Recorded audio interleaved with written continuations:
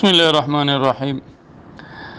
سب سے پہلے تو ہمارا کوئی بھی شخص ہو، چاہے علماء ہو، چاہے مفتیان کرام ہو، انہیں جذباتی تقریریں کرنے کے بجائے مسائل کو اچھی طرح سے واضح کر کے لوگوں کے سامنے پیش کرنا چاہیے۔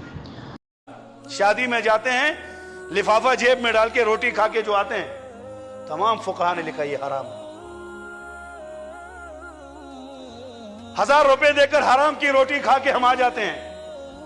مطلقاً حرام کے فتوے لگانا، لِمَ تُحَرِّمُ مَا حَلَّ اللَّهُ لَكَ، کیوں وہ حلال چیزیں حرام کرتے ہو؟ نبی کو بھی کہا گیا، امت کو بھی کہا گیا۔ مولوی صاحب کا یہ کہنا کہ 1000 کا لفافہ دے کر ہم حرام کی روٹی کھا کر آ جاتے ہیں، یہ انتہائی غلط طریقہ ہے بات کرنے کا۔ یہ جامعہ بنوری ٹاؤن کا فتویٰ میں نے آپ کے سامنے عرض کر دیا ہے، لکھ دیا ہے۔ یہ بہت ہی واضح بات انہوں نے لکھی ہے کہ شادی کے موقع پر ہر خاندان اور علاقے کا عرف مختلف ہوتا ہے۔ اگر کسی خاندان کا عرف یہ ہے کہ وہ شادی کے موقع پر لفافہ، ہدیہ اور ہبہ کے طور پر دیتے ہوں اور اس کو لکھتے نہ ہو، اور بعد میں اتنی ہی رقم ان کی شادی میں دینے کی نیت نہ ہو، تو یہ ہدیہ ہے اور اس کا لین دین جائز ہے، شرعاً کچھ حرج نہیں ہے۔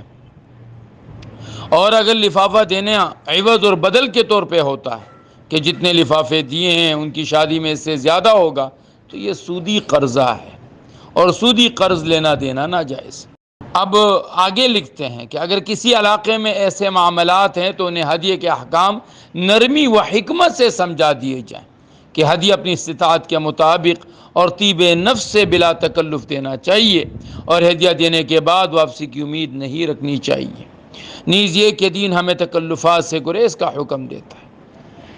یہ حکم بھی ہے، ساتھ میں یسروا ولا تعسروا، نرمی پیدا کرو۔ ایسی جذباتی تقریروں سے لوگوں کو یہ باور کرا دینا کہ ہم جو کچھ بھی کر رہے ہیں وہ سب حرام کر رہے ہیں، یہ جذباتی باتیں ہیں۔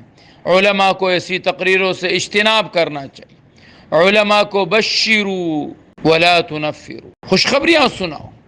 ادب حضور صلی اللہ علیہ وسلم نے یمن کی طرف معاذ اور ابو موسیٰ اشعری کو بھیجا تو فرمایا یسرا ولا تعسرا، آسانیاں پیدا کرنا لوگوں کے لیے۔ نہ کریں ایسی تقریریں کہ جس سے لوگوں میں یہ ایک طرح سے ذہن بنے کہ دین بہت مشکل کام ہے، ہمارے ہاں کوئی بھی خوشی کی نوعیت ہم منا ہی نہیں سکتے۔ نہیں، شریعت کو، اپنی خوشیوں کو شریعت کے تابع کرے۔ اگر آپ نے کسی کو دیا اور آپ کی کوئی امید نہیں ہے، اور بعض جگہوں پر یقیناً، میں ایک مرتبہ سندھ میں گیا تھا تو باقاعدہ دروازے پر بیٹھ کے صندوق لے کر اور باقاعدہ تحریریں لکھی جا رہی تھی، اور یہ اندازے کیے جا رہے تھے کہ جناب والا